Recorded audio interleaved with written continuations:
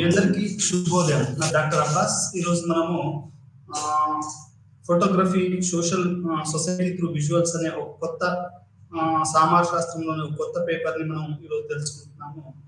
దాంట్లో ఏంటంటే ఫోటోగ్రఫీ అంటే ఏంటి, ఎథ్నోగ్రఫీ అంటే ఏంటి, దీన్ని మొదటిసారిగా ఎవరు ఉపయోగించారు, ఈ రోజులలో మనం నూతన ప్రపంచంలో 21వ శతాబ్దంలో అసలు ఫోటోగ్రఫీ ఇవి లేకుండా మనం బతకగలుగుతామా, ఇట్లాంటివన్నీ కూడా మనము ఈ పాఠంలో మనం తెలుసుకుంటాం. మనకు సమాజము రోజు రోజుకి అభివృద్ధి చెందుతుంది, సాంకేతికత రోజు రోజుకి అభివృద్ధి చెందుతుంది. దీంట్లో భాగంగా సాంకేతికత ఎప్పుడైతే అభివృద్ధి చెందిందో మన పరిశోధన మీద కూడా అది చాలా ప్రభావం చూపిస్తుందని చెప్పొచ్చు. ఎట్లా అంటే పరిశోధన ఈ రోజు నూతన సాంకేతిక విషయాలు అర్థం చేసుకుంటూ కొత్త పుంతలు తొక్కుతుంది అనేది మనం అర్థం చేసుకోవాలి. దీనికి ప్రధానంగా చెప్పుకోవాలి అంటే ఈ విజువల్స్ అర్థం చేసుకోవడము, ఫోటోగ్రఫీని అర్థం చేసుకోవడము, సినిమాని అర్థం చేసుకోవడము, వీడియోని అర్థం చేసుకోవడం, ఇవన్నీ అర్థం చేసుకోవాలి అంటే మనం కొంచెం వెనక్కి వెళ్తే అసలు ఇది ఎప్పుడు మొదలైంది అనేది చూస్తే మనకు ఫోటోగ్రఫీ పుట్టుకను మరియు సోషాలజీ పుట్టుకకి దగ్గర సంబంధం ఉందని చెప్పొచ్చు. అంటే ఇండస్ట్రియలైజేషన్ టైంలో కానివ్వండి, రినైజెన్సీ టైంలో కానివ్వండి, ఈ టైంలో ఏమైంది అంటే మనకు టెక్నాలజీ పెరగడము, ఇప్పుడు ఇండస్ట్రియల్ రెవల్యూషన్ రావడము, దాంతో పాటు ఫోటోగ్రఫీ రావడము, దాంతో వీడియోలు రావడము, ఇట్లాంటివన్నీ కూడా మారాయి. మనకు అమెరికన్ సోషాలజిస్ట్ ఏం చెప్తున్నాడు అంటే ఈ ఫోటోగ్రఫీ బర్త్ సోషాలజీ బర్త్ ఒకే టైంలో జరిగింది. ఈ ఫోటోగ్రఫీ అనేది మొత్తం సామాజిక శాస్త్ర పరిశోధనను, ఆ తర్వాత మొత్తం సమాజాన్ని మార్చింది అని మనము చెప్పుకోవచ్చు. అదే రకంగా వీడియోస్ కానీ ఇవన్నీ కూడా మొత్తం మార్చాయి అనేది కూడా మనం ఇక్కడ అర్థం చేసుకోవాల్సినటువంటి విషయం. అంటే ఈ ఫోటోగ్రఫీ, సినిమాలు ఇవన్నీ కూడా మనం పరిశోధనలో వాడొచ్చా, వీడియోస్ వాడొచ్చా అంటే వాడొచ్చని మనం చెప్పొచ్చు. ఎందుకంటే రోజు రోజుకి సోషల్ మీడియా వచ్చిందండి. సోషల్ ఏంటంటే ఈ విజువల్స్ యొక్క ప్రాధాన్యత పెరిగిందని మనం చెప్పుకోవచ్చు. ముందు నువ్వు నవ్వుతే ఒక రకంగా, నువ్వు ఇట్లా విజువల్ సెన్స్ అనేది వాట్సాప్ చాట్ కానివ్వండి, లేకపోతే ఇన్స్టాగ్రామ్, ఫేస్బుక్ కూడా మనకి ఎట్లా విజువల్ సెన్స్ మీదనే ఉంటుంది. మన వాట్స్ కానివ్వండి, లేకపోతే మీరు చేసినటువంటి ఇన్స్టాగ్రామ్ పోస్టులు కానివ్వండి, ఫేస్బుక్ పోస్టులు కానివ్వండి, ఇవన్నీ కూడా మనకు విజువల్స్ మీదనే ఆధారపడి ఉంటుంది.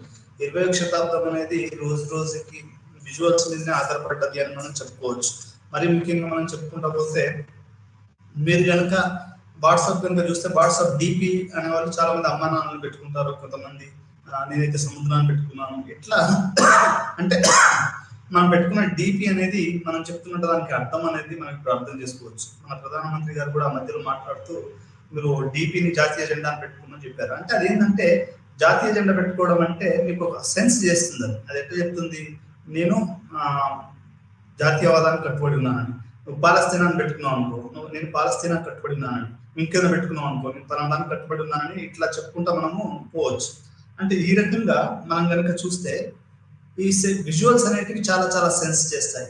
ఇప్పుడు ఉదాహరణకి సానియా మిర్జా ఫోటో ఒకసారి పేపర్లో వచ్చింది. ఏమని, ఆ అమ్మాయి ఇట్లా కూర్చుంది, కింద జాతీయ జెండా ఉన్నట్టు మనకు ఒక ఫోటోగ్రాఫ్ వచ్చింది. దాని మీద కోర్టులో చర్చలు అవి జరిగాయి. ఆ తర్వాత దాని మీద కోర్టులో వాదోపవాదాలు జరిగాయి. ఇట్లా చాలా జరిగాయి. ఆ తర్వాత అమ్మాయిని కోర్టు నిర్దోషిగా ప్రకటించి వదిలేసింది. అంటే ఎందుకు విజువల్స్ అంటే ఒక ఫోటోగ్రాఫర్ తీశాడు, ఏమని, ఆ అమ్మాయి జాతీయ జెండా తొక్కుతుంది అని. అంటే మనకు విజువల్స్ అనేటివి ఈరోజు చాలా చాలా అర్థం చేసుకోవచ్చు. ఈ మధ్యలో డీప్ ఫేక్ అని ఒకటి వస్తుంది. అంటే morphing, deep fake.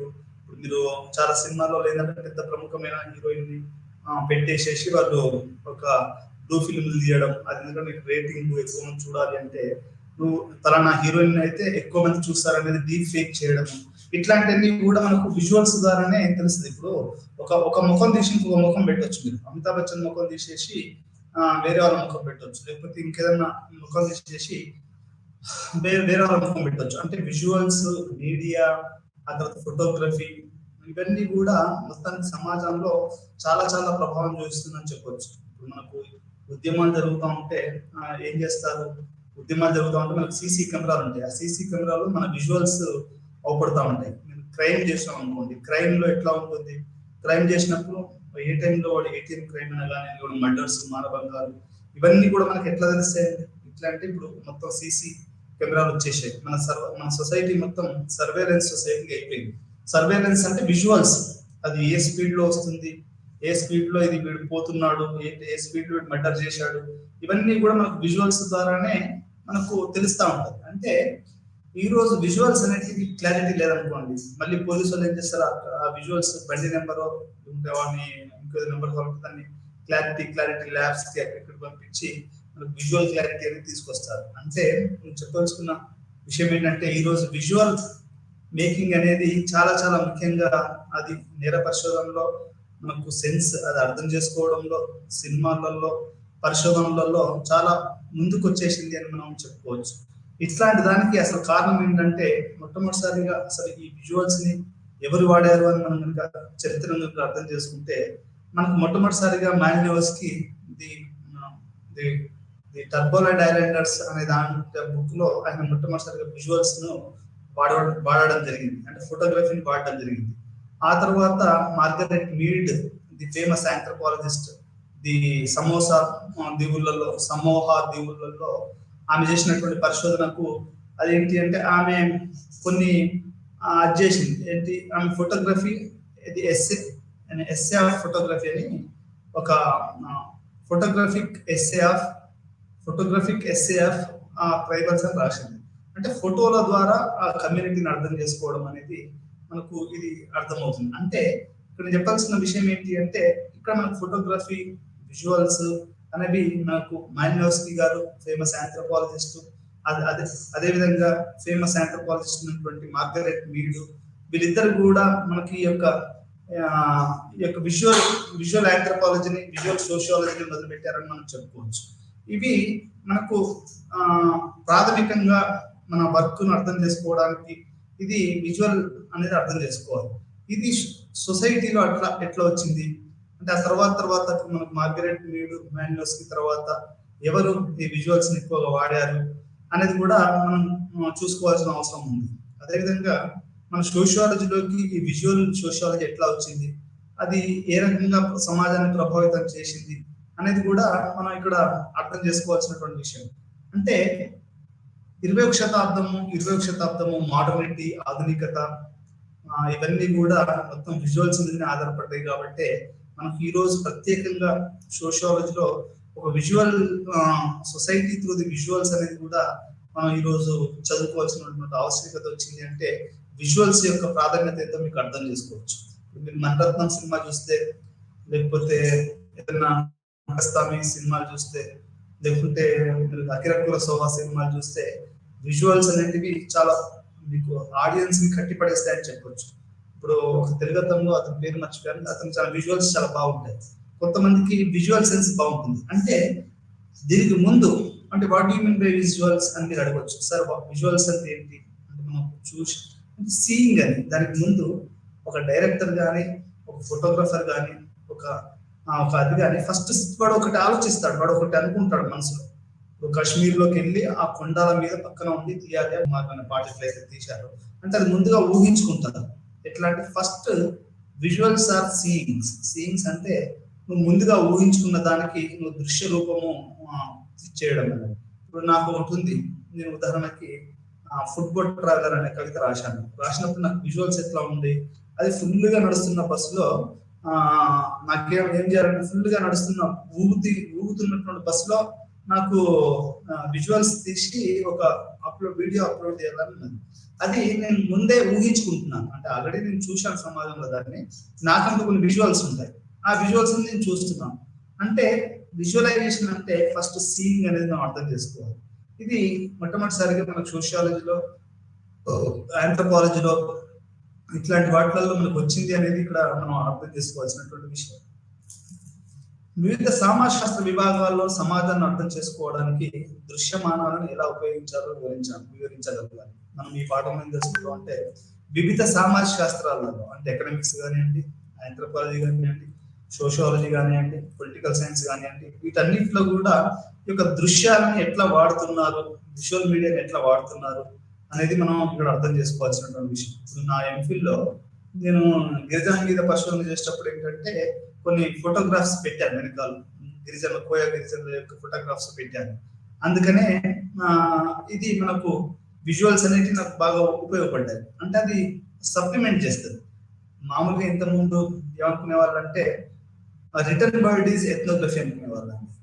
Return word అంటే మన ఫోటోలు కాకుండా రాసిన దాన్నే సీరియస్ గా తీసుకునేవాళ్ళం. ఇప్పుడు అక్కడ ఒక అమ్మాయి ఉంది, ఆ అమ్మాయి ఇద్దరు షూట్ చేస్తున్నారు, ఇట్లా కింద జారిపోతుంది పడిపోతుంది అన్నట్టు ఉంది. అంటే ఇక్కడ నేను చెప్పాల్సిన విషయం ఏంటంటే అది విజువల్స్. ఇది మనం రాస్తే ఇంతకుముందు సోషియాలజీలో ఆంథ్రోపాలజీలో ఏంటంటే మీకు విజువల్స్ కి అంత ప్రాధాన్యత ఉండదు. రిటర్న్ వర్డ్ కే ఎక్కువగా use to be consider yes a serious ethnography. రాయడం అనేది సీరియస్ గా ఉండేది, కానీ ఆ తర్వాత ఏమైంది, అది విజువల్స్ లోకి మారిపోయింది. ఇప్పుడు అసలు రాయడం ఒకటే కాదు, దాంతో పాటుగా ఫోటోలు మరియు వీడియోలు కూడా చాలా ముఖ్యమైనది. ఈ రోజు మనకి కొత్తగా టెక్నాలజీ మారింది. ఇంకో technological changes and technological advancements. అంటే ఇప్పుడు మీరు చూడండి, ఇంతకుముందు ఎట్లా ఉండేది అంటే నేను ఒక ఇంటర్వ్యూని కానీ లేకపోతే ఇంకా దేనన్నా మనం రికార్డ్ చేయాలి అంటే మనకు ఇప్పుడు మనకి ఇవి ఉంటాయి, ఇవి మనకు ఇట్లా మన రికార్డింగ్ చేసేది ఒకటి ఉంటుంది. అదేవిధంగా మనకు ఫోటోగ్రాఫ్స్ ఉంటాయి, వీడియోస్ చేయొచ్చు, ఇట్లా రకరకాలుగా ఇప్పుడు మనం చేయొచ్చు. అంటే టెక్నాలజీ మారడం అనేది, అంటే సాంకేతికత అనేది మొత్తం మానవాళిని మార్చేస్తుంది అనేది మీరు గుర్తుపెట్టుకోవాలి. ఇప్పుడు వైద్య సాంకేతికత మారింది. ఇప్పుడు మా ఫ్రెండ్ ఓపెన్ హార్ట్ సర్జరీ చేశాడు, మొత్తం రోబోటిక్ లాగానే చేశారు. అంత ఈజీగా ఓపెన్ హార్ట్ సర్జరీ ఇంతకుముందు జరగకపోయింది. ఇప్పుడు హార్ట్ ఓపెన్ చేసేసి ఎంత ఈజీగా పెట్టి లోపల పెడుతున్నారు. అంటే టెక్నాలజికల్ అడ్వాన్స్మెంట్ అనేది చాలా జరిగింది. ఇంతకుముందు స్టెంట్ వేసేవాళ్ళు, స్టెంట్ కంటే బదులు ఆ ఓపెన్ హార్ట్ పెట్టడం. ఓపెన్ హార్ట్ అంటే అది పద్మశ్రీ అని ఒక ఆయన చేశాడు. అంటే వైద్యంలో సాంకేతికత పెరిగింది. ఎందుకు చెప్పాను ఎగ్జాంపుల్ అంటే వైద్య విధానంలో సాంకేతికత పెరిగింది, మనకు రీసెర్చ్ లో కూడా సాంకేతికత పెరిగింది, మనకు సినిమాలలో సాంకేతికత పెరిగింది. మనకు ఒకప్పుడు బాక్స్ పట్టుకొని తిరిగేవాళ్ళు, నెక్కొండ నుంచి నర్సంపేట నుంచి వరంగల్, ఇట్లా రకరకాలుగా మనకు బాక్సులు తిరుగుతూ ఉంటాయి సినిమా బాక్సులు. కానీ ఇప్పుడు ఏంటి, సాంకేతికత వల్ల హైదరాబాద్ నుంచి ఒకేసారి మనకు లైవ్ టెలికాస్ట్ అవుతుంది. ఇప్పుడు నేను మాట్లాడేది కూడా మొత్తం ఊర్లో దీక్షకుంటలో కూడా లైవ్ టెలికాస్ట్ చూడొచ్చు. అంటే ఇక్కడ ఏం జరుగుతుంది అంటే సాంకేతికత అనేది మానవాళిని మొత్తం మార్చేస్తుంది అనేది అర్థం చేసుకోవాలి. ఈరోజు ఆర్టిఫిషియల్ ఇంటెలిజెన్స్ వచ్చింది. అంటే కృత్రిమ మేధ అనేది ఈరోజు మనల్ని డామినేట్ చేస్తుంది. మనం అసలు మార్ఫింగ్ కానీ పాఠాలు చెప్పడం కానీ రాబోయే రోజులలో అది కంప్యూటర్లే చెప్తాయా, కంప్యూటర్లే పాటలు రాస్తాయా, కంప్యూటర్లే మొత్తం అంటే ఆర్టిఫిషియల్ మీదనే మొత్తం క్రియేట్ చేస్తుందా, అది కూడా హ్యూమనైడ్ ఆండ్రాయిడ్ రోబోట్స్ అంటే మానవ లక్షణాలు కలిగిన రోబోలు కవితలు రాయడం పాటలు రాయడంలో చేస్తాయా అనేది కూడా మనం వేచి చూడాలి. ఎందుకంటే మొన్న మధ్యలో రామ్ గోపాల్ వర్మ మాట్లాడుతూ ఆటనీ క్లాస్ ఉంది, బాటనీ పాఠం అనే పాట, బాటనీ క్లాస్ ఉంది, మ్యాటినీస్ సినిమా ఉంది, దేనికి ఒకటి చెప్తారు అనే పాట కూడా మనం కనుక ఆర్టిఫిషియల్ అంటే కృత్రిమ మీద ఇస్తే అది పాట రాస్తుంది, వెనుకల మ్యూజిక్ కూడా ఇస్తుంది అనేది ఆయన చెప్తున్నాడు. అంటే మనకు ఆర్టిఫిషియల్ ఇంటెలిజెన్స్ అనే టెక్నాలజీ అనేది చాలా విపరీతంగా పెరిగింది. మన రోబోట్స్, మన వెస్టర్న్ సినిమా కనుక చూస్తే మనకు రాబోయే రోజులలో పెను ప్రమాదం ఈ ఆర్టిఫిషియల్ ఇంటెలిజెన్స్ నుంచే ఉంది ఎందుకని అనేది మనం చెప్పుకోవచ్చు. అది ఉపయోగపడుతుంది. కాకపోతే ఏంటంటే మన ఇగ్నో పిల్లలందరూ కూడా ఏఐ ఉపయోగించుకునే అసైన్మెంట్స్ రాస్తున్నారని విన్నాను. అంటే టెక్నాలజికల్ చేంజ్. ఇంతకుముందు ఒక అసైన్మెంట్ రాయాలంటే ఆలోచించి చెడగొట్టుకొని అట్లా రాసేవాళ్ళు నా జనరేషన్. ఇప్పటి జనరేషన్ లో వాళ్ళు ఏఐకి చెప్తే అదే ఒక ఎస్ఏని రాసి పెడుతుంది. అంటే నేను ఏంటంటే సాంకేతికత అనేది మారుతుంది, చదువులో మారుతుంది, సినిమాలలో మారుతుంది, రీసెర్చ్ లో కూడా దాని ఇంపాక్ట్ పడ్డది అని చెప్పొచ్చు. దాని ఫలితంగానే మనం చూడవలసిన విషయం ఏంటంటే ఈ యొక్క సాంకేతికత మార్పు కారణంగానే మనకు మొత్తంగా యొక్క ఆడియోను, ఫోటోగ్రఫీని, వీడియోను వాడడం అనేది జరుగుతుంది అనేది అర్థం చేసుకోవాలి. దీంట్లో రెండు రకాలుగా అర్థం చేసుకోవాలి మనం. ఎట్లా అంటే ఇది సాంకేతికత అనేది మనకు ఎట్లా అంటే దాని యొక్క సబ్జెక్టివిటీని కూడా అర్థం చేసుకోవాలి. ఫోటో తీయడమే కాదు, వీడియో తీయడమే కాదు, వీడియో ఏ సందర్భంలో తీస్తున్నాం, ఏ టైంలో తీస్తున్నాం, ఎవరు తీస్తున్నారు, ఇప్పుడు పరిసరాలు ఏంటి, అతని ఆలోచన తీరేంటి, ఇవన్నీ కూడా ప్రభావితం చేస్తాయి. ఇప్పుడు ఒక ఆంథ్రోపాలజిస్ట్ ఒక ఫోటోగ్రఫర్ తీయడానికి ఉన్నాం, ఒక సినిమా అతను ఒక ఫోటోగ్రఫీ తీయడానికి, ఒక సోషియాలజీ ఒక ఫోటో తీయడానికి మనం ఇక్కడ అర్థం చేసుకోవాలి. అంటే అంటే నీ ఫోటో కానీ నీ యొక్క విజువల్స్ కానీ ఈ యొక్క తీసేవారి మీద కూడా ఆధారపడతాయి అనేది కూడా ఇక్కడ మనం అర్థం చేసుకోవాలి. అది మనకు post modern understanding of society, post modern ఇప్పుడు దళితులు ఇప్పుడు ఒక దళితులు తీయాలనుకో, ఫెమినిజం అనేది కూడా ఎట్లా ఇదంతా అర్థం చేసుకో, ఫోటోగ్రఫీ, ఫెమినిజం, దళిత్ మైనారిటీస్ ఇవన్నీ ఎట్లా అటాచ్ అయినాయి కూడా చెప్తాను. ఎట్లా అంటే మనకు ఫర్ ఎగ్జాంపుల్ ఒక హెట్రోజెనిటీ అంటే ఒక ప్రోగ్రామ్, ఒక కాన్సెప్ట్ ఉంది. నార్మేటివిటీ అని. హెట్రోనార్మేటివిటీ అంటే ఏంటంటే మామూలుగా ఒక అబ్బాయి ఒక అమ్మాయి లైంగికంగా ఉంటారు, అది సహజ సిద్ధం అనేది మనకు జనరల్ గా ప్రపంచవ్యాప్తంగా చూపిస్తున్నారు. అంటే ఇప్పుడు ఒక అబ్బాయి కానీ ఒక అమ్మాయి కానీ, ఇప్పుడు ఒక స్త్రీ కానీ ఒక పురుషుడు కానీ. కానీ మనకి ఈ అర్థం ఏం చెప్తుంది అంటే, ఈ అర్థం అనేది చాలా ఇది వేరే జెండర్స్ లేవు అన్నట్టు మనకు చెప్తుంది. అంటే అది నువ్వు హెట్రో దాన్ని మనం నార్మలైజ్ చేస్తే, నార్మేటివిటీ చేస్తే ఏమైతుందంటే వేరే ఇప్పుడు గేస్ ఉంటారు. గేస్ అంటే ఇప్పుడు మొగోడు లైంగికంగా అనుకున్నారు అనుకోండి. ఉదాహరణకి ఒక బ్లాక్ ఒక వైట్ మెన్ ఉంటారు అనుకోండి, వాళ్ళిద్దరి మధ్యలో ప్రేమ అనేది పుట్టొచ్చు. ప్రేమ అనేది ఒక ఆడ మగకి కాదు, మగకి ఆడవాళ్ళకి అనేది కూడా జరుగుతుంది అనేది మనం ఇక్కడ అర్థం చేసుకోవాలి. మరి ఎప్పుడైతే నువ్వు ప్రేమని లేకుంటే లైంగిక దాన్ని ఒక ఆడ మగలకే అంటగట్టి నువ్వు దాన్ని డెఫినేషన్ స్టాండర్డైజ్ చేసావు అనుకో, అంటే ఎట్లా అంటే సెక్షువల్ లైఫ్ అంటే నీకు హెట్రో నార్మేటివిటీ చేసావు అనుకో, ఏమైంది అది తప్పుగా మనకు అర్థమవుతుంది. అంటే అది రాంగ్. ఎట్లా అంటే సెక్స్ ఈజ్ నాట్ బైనరీ. గుర్తుపెట్టుకోండి, లైంగికం అనేది ఒక ఆడమగ మాత్రమే కాదు. ఆడవాళ్ళు చేసుకోవచ్చు, మగవాళ్ళు చేసుకోవచ్చు, ఇష్టం అండి. ఉదాహరణకి ఒక వైట్ స్త్రీకి ఒక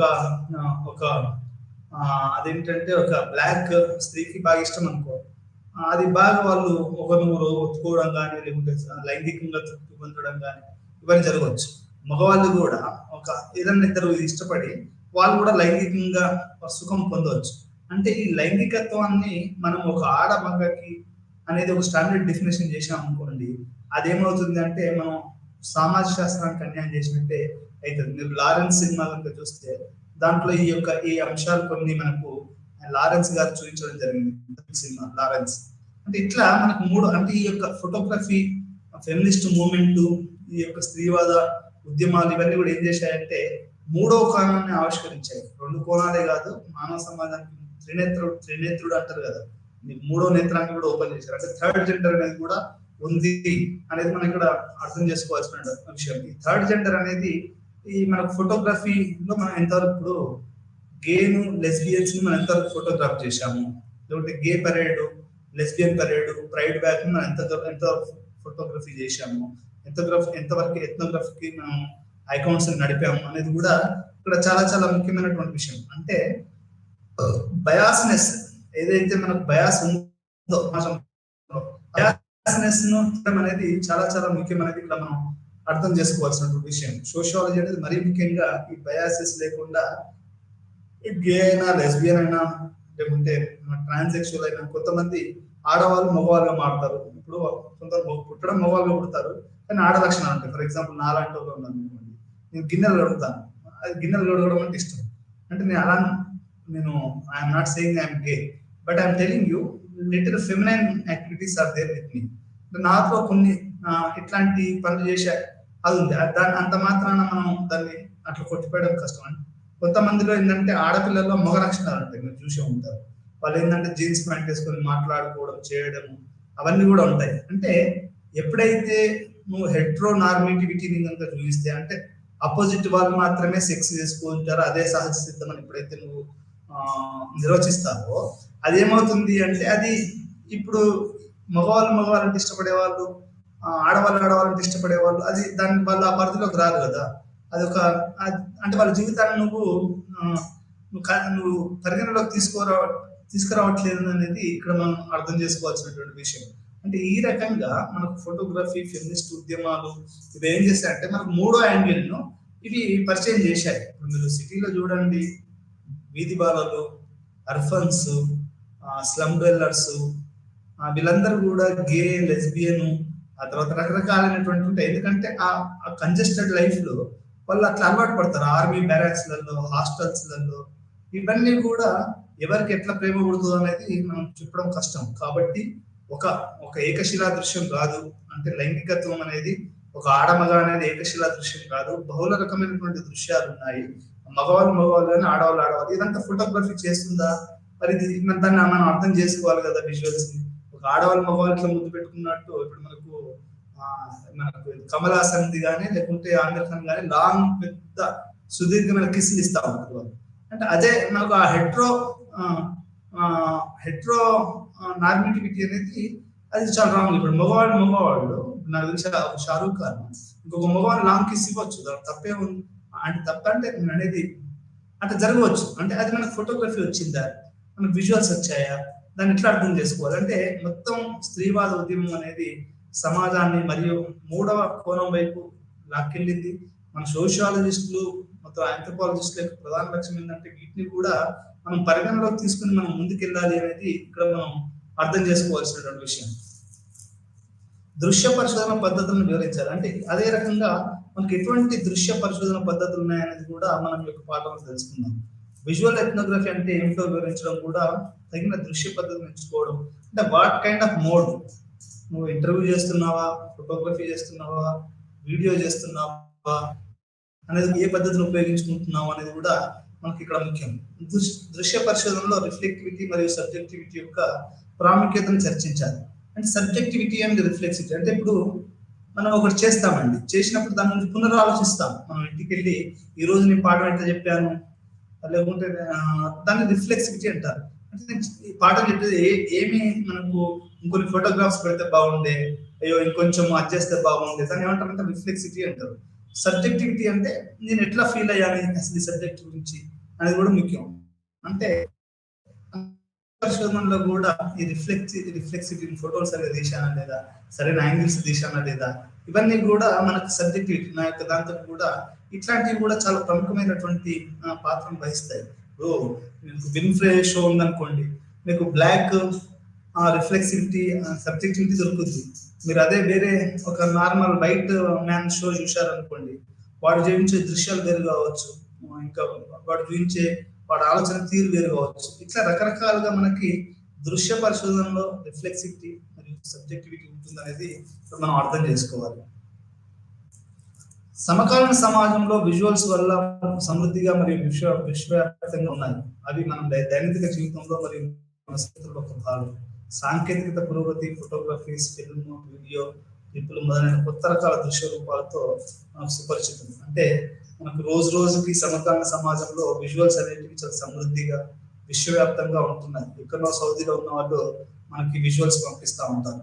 అంటే ఈ రకంగా మనకు ఈ గ్లోబలైజేషన్ ఇందులో ఏమైందంటే విజువల్స్ అనేటివి చాలా సమృద్ధి. సోషల్ మీడియా ప్లాట్ఫామ్ పెరుగుదలతో ఈ దృశ్య రూపాలు మన దైనందిక జీవితాలలో మరియు సామాజిక కుటుంబాలతో ఎక్కువగా ముడిపడి ఉన్నాయనేది మనం కనుక్కున్నాం.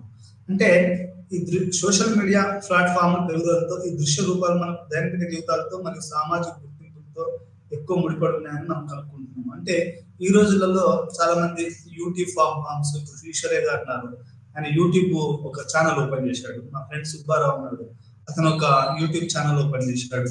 ఇట్లా యూట్యూబ్ ఛానల్స్ తోటి మనకు దృశ్య రూపాలు ఈ యొక్క ప్లాట్ఫామ్ అంటే సోషల్ మీడియా ప్లాట్ఫామ్స్ పెరుగుతున్నాయి.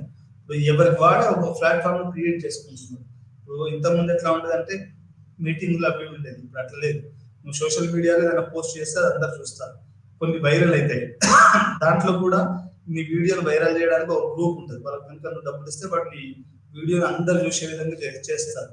అంటే ఇప్పుడు మనకి సోషల్ మీడియా ఇమేజెస్ అనేది చాలా చాలా ప్రముఖంగా నడుస్తున్నాయి అనేది మనం అర్థం చేసుకోవాలి.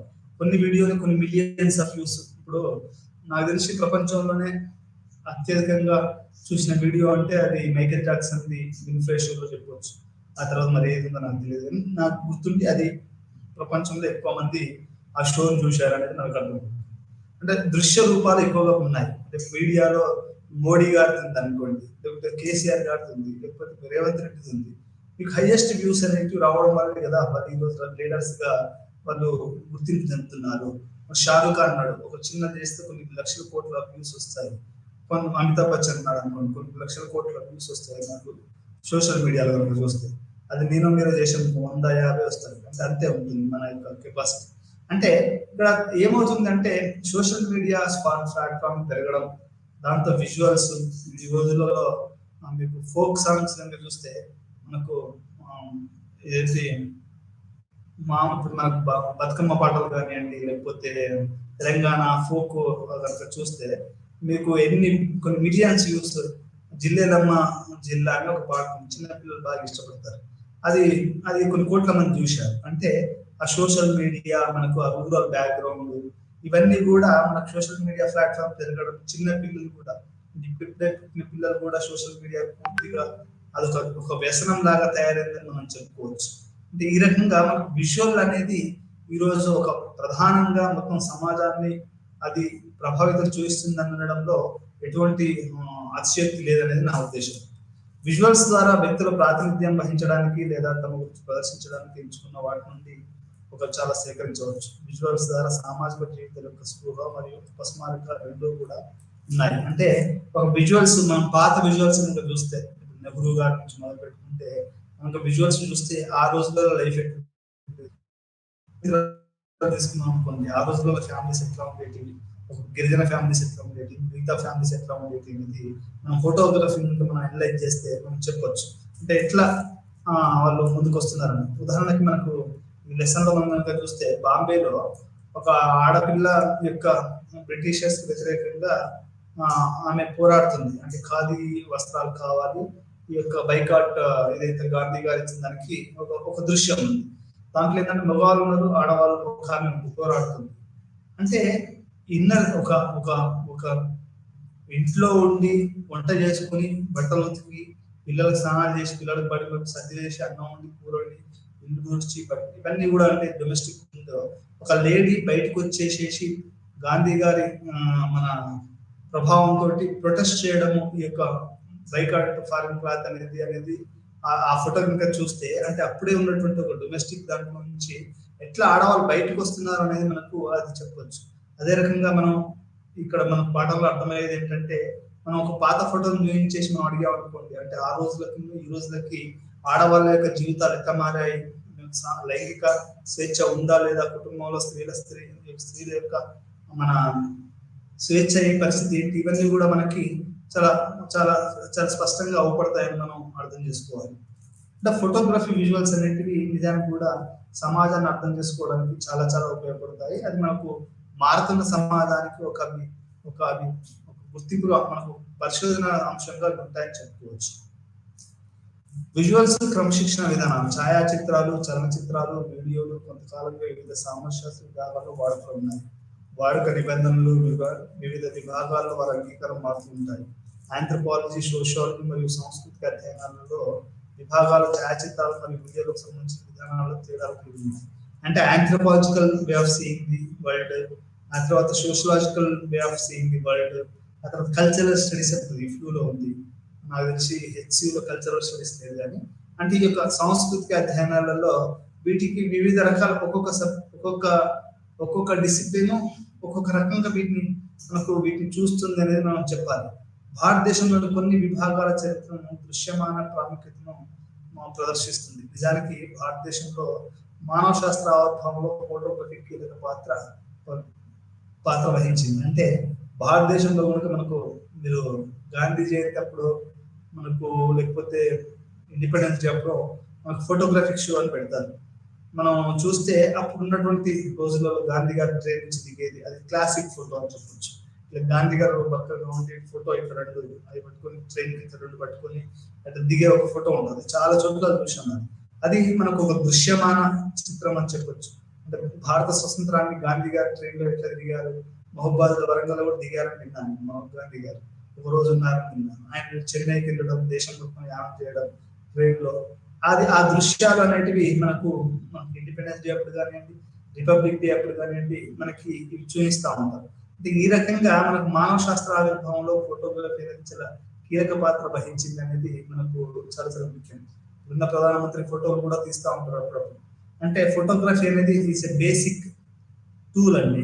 ఫోటోగ్రఫీ అనేది ఎందుకు టూల్ అంటే ఇట్ మేక్స్ టైమ్ ఇమ్మోరియల్. అంటే మీకు ఎప్పుడో పాత చిత్రాలు కూడా చూస్తే అంటే ఆ కాలం మనం కళ్ళ ముందు చూడాలి అంటే ఫోటోగ్రఫీ కీలకం. మీరు సినిమాలు తీయాలనుకున్న ఫస్ట్ ఫోటోగ్రఫీ జరుగుతుంది.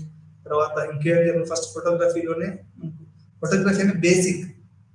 అది మనకు ఫోటానిక్స్ ఫోటోగ్రఫీ మనకు కూడా చాలా బేసిక్స్ అని మనం చెప్పుకోవచ్చు. విజువల్ ఆంథ్రోపాలజీ విభాగంలో మార్గరెట్ విజువల్స్ ఉపయోగించుకుని మార్గదర్శక పరిశోధన చేశారు. ఆమె సమూహ యుక్త వయసులో ఉన్నవారు మరియు న్యూ గినియా స్థానికుల అధ్యయనానికి ప్రసిద్ధి చెందింది. న్యూ గినియాలో ఆమె చేసిన అధ్యయనం ద్వారా పురుషులు మరియు స్త్రీల మధ్య వ్యత్యాసాలు, సామాజీకరణపై ఆమె చేసిన కృషి లింగ అధ్యయనాలు పెద్దగా ప్రభావితం చేసిందని చెప్పవచ్చు. బాలీలో తన ఫీల్డ్ వర్క్ లో విజువల్స్ ఉపయోగించిన వారిలో ఆమె మొదట. అంటే ఈమె చేసినటువంటి అంటే అమెరికన్స్ లలో ఈ ప్రెషర్ ఉండడము, దాన్ని ఆమె పరిశోధన చేసింది. అంటే అడోలసెన్స్ నుంచి అడల్ట్హుడ్ కి మారే ఆ పరిస్థితులు ఎట్లా ఉంటాయి, ఎందుకు పిల్లలు ఇప్పుడు 16-17 సంవత్సరాలప్పుడు అమ్మాయిలు కానీ అబ్బాయిలు కానీ చాలా స్ట్రెస్ ఫీల్ అవుతారు. ఎందుకంటే అప్పుడే అడోలసెన్స్ నుంచి అడల్ట్హుడ్ కు మారుతారు. అంటే లైంగికంగా కూడా మొదటి అనుభవం అంటారే, అంటే అట్లాంటివి కూడా ట్రై చేస్తూ ఉంటారు పిల్లలు, తెలిసి తెలియక. ప్రపంచవ్యాప్తంగా జరుగుతుంది. అప్పుడు ఏమిటంటే ఒక రకమైనటువంటి స్ట్రెస్ ఉంటుంది. వాటి మీద చాలా చాలా సినిమాలు వచ్చాయి, చాలా పరిశోధన జరిగింది. దీంట్లో మనం ముఖ్యంగా ఏంటంటే మార్గరెట్ మీడ్ గారు విజువల్ ఆంథ్రోపాలజీకి ఒక రకంగా మనకు ఆద్యురాలని చెప్పొచ్చు. ఆమె ఆంథ్రోపాలజీ విభాగంలో కొన్ని మార్గదర్శకమైనటువంటి పరిశోధన చేసింది. ఆమె సమూహ కొన్ని యుక్త వయసులో ఉన్న వారి మీద, న్యూ గినియా స్థానికుల మీద ఆమె వర్క్ చేసిందని మనం చెప్పుకోవచ్చు జరిగింది. విజువల్ సోషియాలజీ 1974లో అమెరికన్ సోషియాలజిస్ట్ వర్డే తన సెమినార్ ఫోటోగ్రఫీ అండ్ సోషియాలజీ రాశాడు. అట్లా తన సోషియాలజీ మరియు ఫోటోగ్రఫీ మధ్య సారూప్యత గురించి మాట్లాడాడు. రెండు రంగాలు ఒకే సమయంలో ఉద్భవించాయని, మరి సమాజంలోని అంశాలు వివరించడం రెండింటికి సారూప్యతలు కలిగి ఉన్నాయని అతను రాశాడు. మనకు సోషియాలజీ పుట్టుకను మనకు ఫోటోగ్రఫీ పుట్టుక, విజువల్స్ పుట్టుక ఒకేసారి జరిగాయని మనం చెప్పుకోవచ్చు. ఇప్పుడు మన గ్రామీణ వాతావరణానికి వరంగల్ కూడా అంటే మాకు ఇది మనకు నరసింహస్వామి జాతర అని జరిగింది. ఆ చిన్నప్పుడు నేను పడుకున్నప్పుడు మన బండ్లు పోతా ఉంటే బండ్లకు ఉన్నటువంటి ఎడ్లకు ఉన్నటువంటి అవి గల్ల సౌండ్ వచ్చేది. అంటే అది ఒక ఫోటోగ్రాఫిక్ మెమరీ అని చెప్పొచ్చు. అంటే అట్లా ఉండేది తెలంగాణ గ్రామీణ వాతావరణం. ఇట్లా మనకు ఉద్భవించే సమాజంలోని అంశాలను వివరించడంలో రెండింటికి సారూప్యత ఉన్నాయని కూడా ఇతను రాయించాడు. అంటే సమాజాన్ని వివరించడంలో, సమాజాన్ని అర్థం చేసుకోవడంలో ఫోటోగ్రఫీను సోషియాలజీ ఒకేసారి పుట్టాయి అనేది మనకు అమెరికన్ సోషియాలజిస్ట్ అయినటువంటి వర్గబారి చెప్తున్నారు. రెండు విభాగాల అభ్యాసకులు ఒకరిని ఒకరు నేర్చుకోవడం సాధ్యమవుతుంది. అంటే ఫోటోగ్రఫీ నుంచి సోషియాలజీ నుంచి ఫోటోగ్రఫీ ఒకరినొకరు నేర్చుకుంటారని కూడా మనం ఇక్కడ అర్థం చేసుకోవాల్సిన అవసరం ఉంది. చరిత్ర మరియు దృశ్యాలు. గెరినాల్డో కెనడియన్ చరిత్రకారుడు సమాజంలో మహిళల పాత్ర మరియు స్థానాన్ని అర్థం చేసుకోవడానికి కుటుంబ ఛాయాచిత్రాన్ని ఉపయోగిస్తాడు. నాకు కెనడా రీసెర్చర్ అయినటువంటి అతను కెనియన్ చరిత్రకారుడు సమాజంలో మహిళల పాత్ర మరియు స్థానాన్ని అర్థం చేసుకోవడానికి ఈ ఛాయాచిత్రాలను ఉపయోగించారు. భారతీయ మహిళల చరిత్ర గురించి రాయడానికి ఆమె కుటుంబ ఛాయాచిత్రాలను పత్రాలను ఉపయోగిస్తారు. అంటే మన కుటుంబ ఛాయాచిత్రాన్ని పత్రాలుగా తన అధ్యయనాలలో ఆమె కుటుంబ ఛాయాచిత్రాల్లో ఉన్న మహిళలు ఇంటర్వ్యూ చేసింది. అంటే ఆ పాత ఛాయాచిత్రాలలో ఉన్న లేడీస్ ని ఈ కెనడియన్ చరిత్రకారుడు భారతదేశానికి చదువుతూ అధ్యయనం చేశారు 2003 అని చెప్పొచ్చు. ఇతర కుటుంబ సభ్యులు లేదా వ్యక్తుల గురించి లేదా సమాజంలో సామాజిక వాతావరణం అర్థం చేసుకోవడానికి కూడా అడుగుతుంది.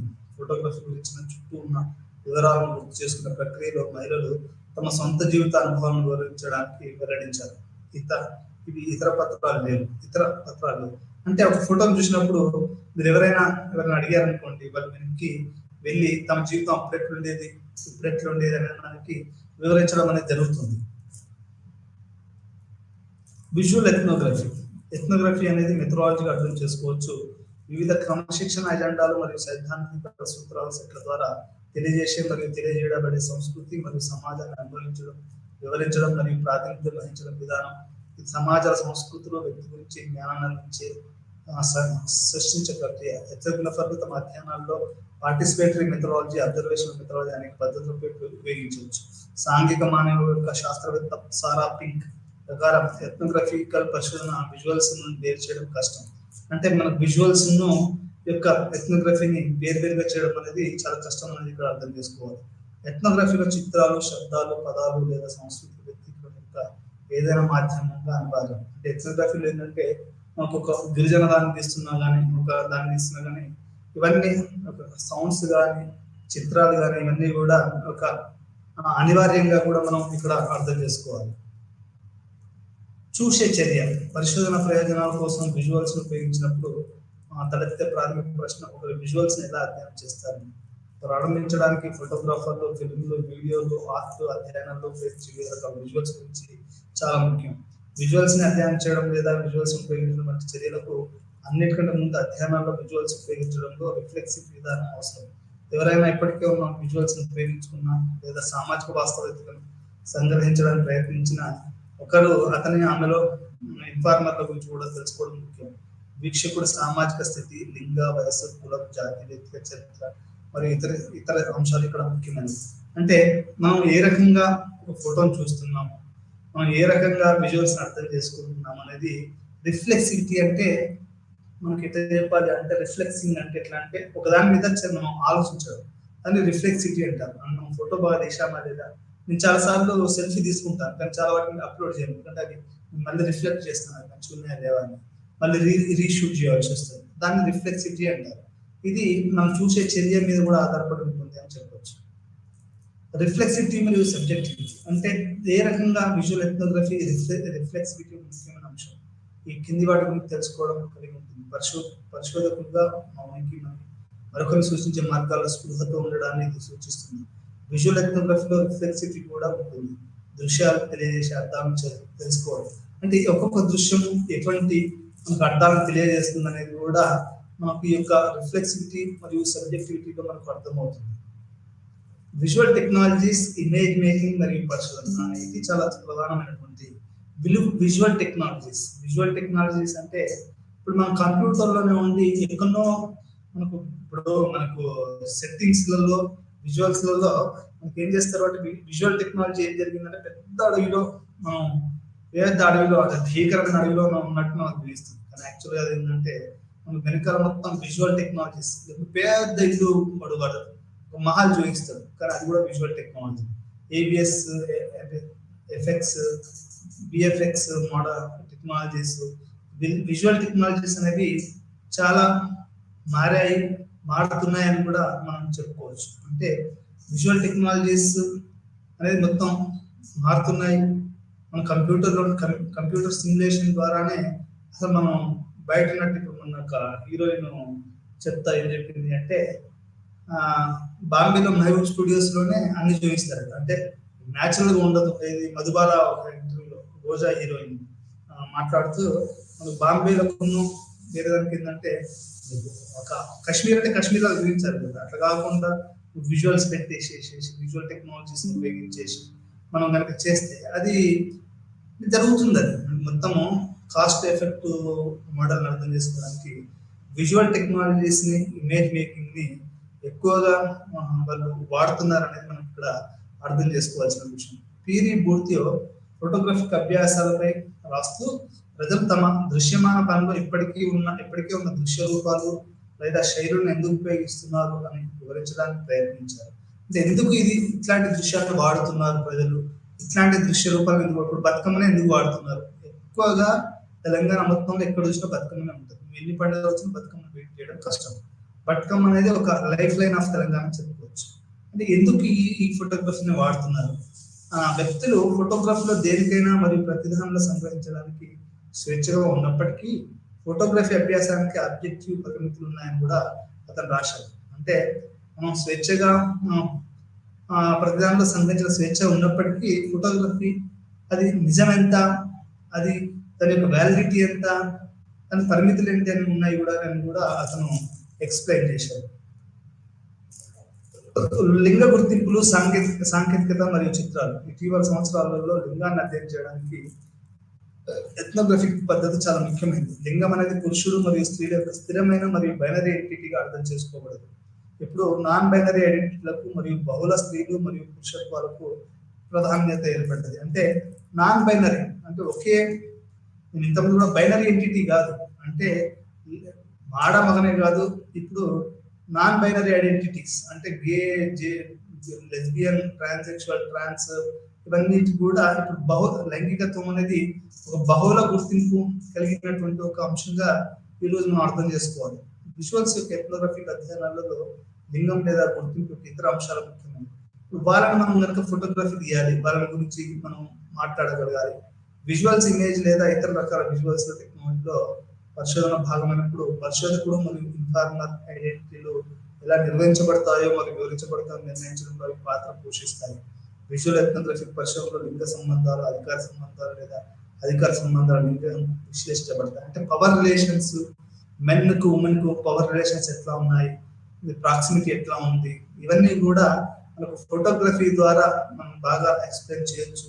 ఈ రోజులలో మొత్తం ప్రపంచవ్యాప్తంగానే ఈ యొక్క బహుళ లింగ నాన్ బైనరీ ఐడెంటిటీస్ అంటే రెండే కాదు, చాలా లైంగిక గుర్తింపులు ఉన్నాయి. ఆడ మగ కాదు, బహుళ నాన్ బైనరీ ఐడెంటిటీస్ ఉన్నాయనేది మనం ఇక్కడ అర్థం చేసుకోవాల్సినటువంటి విషయం. దృశ్య పద్ధతులు ఎథ్నోగ్రఫీ విజువల్స్ అధ్యయనంలో సహా వివిధ పద్ధతులను ఉపయోగిస్తారు. అయితే దృశ్య పద్ధతి అన్ని సందర్భాల్లో తగింది కాదు, వాటిని తగిన చోట ఉపయోగించాలి. దృశ్య పరిశోధన పద్ధతులు పూర్తిగా దృశ్యమానంగా ఉండవు. మరో మాట చెప్పాలంటే వాటిని ఇతర పద్ధతుల నుండి స్వతంత్రంగా ఉపయోగించలేదు. అంటే ఇప్పుడు మన సోషియాలజీలో, ఆంథ్రోపాలజీలో ఏంటంటే ఇది కూడా కరెక్టే. మనం సాదాసీదాగా మామూలుగా క్వశ్చనీరు లిఖిత పూర్వకంగా ఉంటారు. ఈ విజువల్స్ అనేటివి ఒక పార్ట్ గా మాత్రమే ఉపయోగించాలి తప్ప మొత్తం విజువల్స్ మీదనే ఆధారపడడం అనేది, ఇప్పుడు మన కథ ఉందనుకోండి, మనకు రోజా సినిమాలో ఏంటంటే అది ఒక టెర్రరిస్ట్, కాశ్మీరు ఇష్యూస్ ఇవన్నీ ఉన్నాయి కాబట్టి ఆ దృశ్యాలు చూపించడంలో నీకు ఆ కవితాత్మకం చూపించడం తప్పలేదు. కానీ కథ లేకుండా ఉత్తిని కాశ్మీర్ చూపించాలనుకోండి, దానికి అసలు అర్థం ఉండదు అన్నమాట. అంటే దృశ్య పరిమితులు ఉంటాయి అనేది మనకు ఇక్కడ అర్థం. విజువల్స్ కి కూడా పరిమితులు ఉంటాయి. విజువల్స్ బాగున్నాయని మనం కథను మార్చలేము కదా. కథను కనుక మనం ఇప్పుడు గాడ్ ఫాదర్ చూసారు అనుకోండి, డార్క్ ఉంటుంది, ఆ రూమ్ అంతా డార్క్ ఉంటుంది, ఆ పిల్లి పైన వాడు ఉంటాడు. ఇట్లా ముద్దు పెట్టుకునే సీన్ కూడా రజనీకాంత్ ముద్దు పెట్టుకునే సీన్ ఉంటుంది కదా, భాషలో అదంతా కూడా గాడ్ ఫాదర్ నుంచి కాపీ కొట్టారు. అంటే ఈ వీటిని అన్ని సందర్భాలు తగింది కాదు. అంటే మనకు విజువల్స్ అనేటివి ముఖ్యం అండి, కానీ అది అన్ని చోట్ల అన్ని అవసరాలకు సంబంధించింది కాదనేది ఇక్కడ మనం అర్థం చేసుకోవాల్సినటువంటి విషయం. వాటి ఇతర పద్ధతుల నుండి స్వతంత్రంగా ఉపయోగించాలి. అంటే మనం రిటర్న్ నుంచి మనకు బేసిక్ కథ, రైటింగ్ వీటికి అనుబంధంగా మనకు విజువల్స్ ఉంటాయి తప్ప, ఫోటోగ్రఫీ ఉంటుంది, వీడియోస్ ఉంటాయి తప్ప వాటికి ఇది సబ్సిడరీ కాదు అనేది మనం అర్థం చేసుకోవాలి. సాంకేతికత పెంచుకోవడం, ఉత్పత్తి చేయబడిన విజువల్స్ ను ప్రజలు విభిన్నంగా అర్థం చేసుకోవడంతో పాటు సాంకేతికతను ప్రజలు కూడా భిన్నంగా అర్థం చేసుకోవచ్చు. ఉపయోగించిన పరికరాలు అధ్యయనంలో ఉన్న వ్యక్తుల విభిన్న వర్గాలను అర్థాలను సృష్టించగలవు. ఉదాహరణకి సెట్టింగ్ లో ఏది ఉత్తమంగా ఉపయోగించబడుతుందో జాగ్రత్తగా ఎంచుకోవాలి. అంటే మనకు ఈ మొత్తం సెట్టింగ్స్ లో ఏ కెమెరా బాగుంటుంది, ఏ లెన్స్ బాగుంటుంది, మనం ఎట్లా ఉపయోగించాలి, సాంకేతికత ఎంపిక కూడా చాలా చాలా ముఖ్యం. ఒక్కొక్క సినిమాకి ఒక్కొక్క సాంకేతిక ఉంటుంది. మెకనైజ్ గోల్డ్ చూస్తే అసలు ఆ సాంకేతికత అసలు ఒక అద్భుతమైనటువంటి సాంకేతికత అని చెప్పొచ్చు. అంటే ఏ సినిమాకి ఏ కథకి ఏ సాంకేతికత బాగుంటుంది. సాదాసీదా ప్రేమ తీయాలనుకోండి, నాకు తెలిసి సాదాసీదా తీయడం బెటర్. అట్లా కాకుండా హారర్ ఫిల్మ్ సినిమాకి వేరే విజువల్స్ అవసరం, లేకపోతే మనకు ఫోటోగ్రఫీ అవసరం. ఇట్లా కథను బట్టి మనకు విజువల్స్ మనకు లేకుంటే ఫోటోగ్రఫీ ఉండాలి అనేది ఇక్కడ మనం అర్థం చేసుకోవాలి. ఎథ్నోగ్రఫిక్ రీసెర్చ్ ఎథిక్స్ మరియు విజువల్స్ అంటే మానవ విషయాలపై ఏదైనా అధ్యయనం చేయడానికి నైతిక పరిగణనకి కీలకం. సమ్మతి, గోప్యత, ఇన్ఫార్మర్ల బాధ్యత, డేటా యాజమాన్యం మొదలైనవి పరిశీలనలో ఉన్నాయి. ముఖ్యంగా ఏదైనా జాతీయ శాస్త్ర అధ్యయనంలో పరిశోధకులకు నైతిక ప్రవర్తన చాలా ముఖ్యం. విజువల్స్ పద్ధతులు ఉపయోగించినప్పుడు ఎథ్నోగ్రఫర్ ఒకే చిత్రం, దృశ్యం విభిన్న అర్థాల విభిన్నమైన విధానం ఎలా ఉపయోగిస్తారో తెలుసుకోవాలి. ఫోటోగ్రఫిక్ అర్థాల యొక్క ఏకపక్ష రూపం కారణంగా విద్యేతర వీక్షకుల విజువల్స్ యొక్క పరిగణించబడతాయి. గతంలో విద్యావేత్తలు వాస్తవికత యొక్క అతి తక్కువ వక్రీకరణతో దృశ్య పరిశోధన నిర్మించడానికి మార్గాలను రూపొందించడానికి ప్రయత్నించారు. మనకు యురేనియం ప్లాంట్స్ ఉంటాయి, న్యూక్లియర్ ప్లాంట్స్ ఉంటాయి. మన ఫోటోగ్రఫీ ఈజ్ నాట్ అలౌడ్.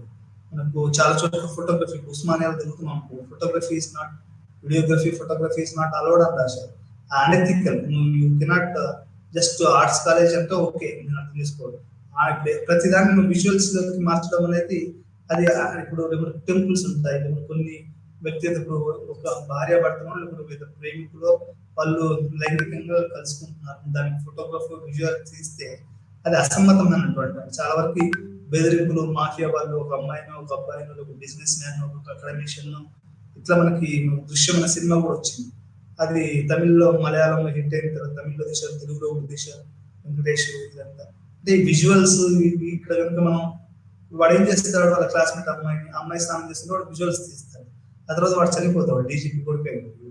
అంటే ఎథ్నోగ్రఫీ విజువల్స్ ఎథిక్స్ అనేటివి మనం ఫోటోలు కానీ వీడియోలు కానీ ఒక ఎథిక్స్ ప్రకారం చేయాలి తప్ప అనైతికంగా మనం ఒకరి ఫోటోలు తీయడం, అనైతికంగా వీడియోలు తీయడం, వాటిని పోస్ట్ చేయడం ఇవన్నీ కూడా చాలా చాలా మంచి కావాలని మనం అర్థం చేసుకోవాలి.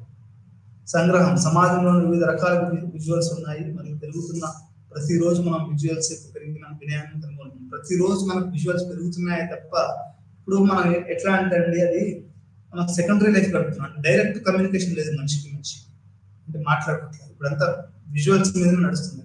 ఏడుపు, దుఃఖం, ఎమోజీస్, సింబాలిక్ ఇంటరాక్షనిజంలో కనుక చెప్పినట్టయితే మొత్తం ఈ సింబాల్స్ ద్వారానే మనం అర్థం చేసుకోవడం అనేది జరుగుతుంది. ఈ రకంగా మనకు విజువల్స్, ఫోటోగ్రఫీ, సోషియాలజీ, ఆంథ్రోపాలజీ పరిశోధనలో ప్రాధాన్యత పెరిగింది, టెక్నాలజీ పెరిగింది. ఇవి దాంతో పాటుగా మనకు మార్గరెట్ మీడ్, మాన్యువల్స్కి వాళ్ళు వ్యక్తిగతంగా కాంట్రిబ్యూట్ చేశారు. అప్పటి నుంచి ఇది అధ్యయనాలు ఎక్కువ వచ్చిందని మనం ఇక్కడ అర్థం చేసుకోవాలి. అది దృశ్య సంస్కృతి, United Kingdom, Taylor Francis, Manchester, New York సంస్కృతి మరియు వ్యక్తిత్వ అధ్యయనాల్లో ఫోటోగ్రఫీ యొక్క కొన్ని ఉపయోగాలు, వ్యక్తిగత పాత్ర మరియు సంస్కృతి, వాతావరణం, విజువల్స్, సాంఘిక శాస్త్రం, సాంఘిక మానవ శాస్త్రం మొదలైన వివిధ విభాగాల్లో ఉపయోగపడతాయి. మనకు ప్రతి బుక్ లో కూడా మన చిన్నప్పుడు టెక్స్ట్ బుక్లలో కూడా రంతిదేవుడు అంటే రంతిదేవుడు విజువల్స్ ఉండాలి కదా, ఫోటో ప్రతి టెక్స్ట్ బుక్ లో ఫోటోలు ఇవన్నీ ఉంటాయి. అంటే ఇవంతా కూడా విజువల్స్, ఫోటోగ్రఫీ అనేది ప్రతి అధ్యయనం, సైన్స్ అయినా, సోషల్ సైన్స్ అయినా, హ్యుమానిటీస్ అయినా, మీకు న్యూక్లియర్ రీసెర్చ్ అయినా కానీ ఫోటో తీస్తారు కదా, కణం ఎట్లా పెరుగుతుందని పైన అది నువ్వు దాంట్లో చూస్తున్నావు అంటే అర్థం ఏంటి, నువ్వు దాన్ని లెన్సెస్ ఉపయోగిస్తున్నావు, ఫోటోగ్రఫీ కింద చూస్తున్నావు అని అర్థం. అంటే ప్రతి దాంట్లో కూడా ఫోటోగ్రఫీ ఇవన్నీ కూడా అవసరము.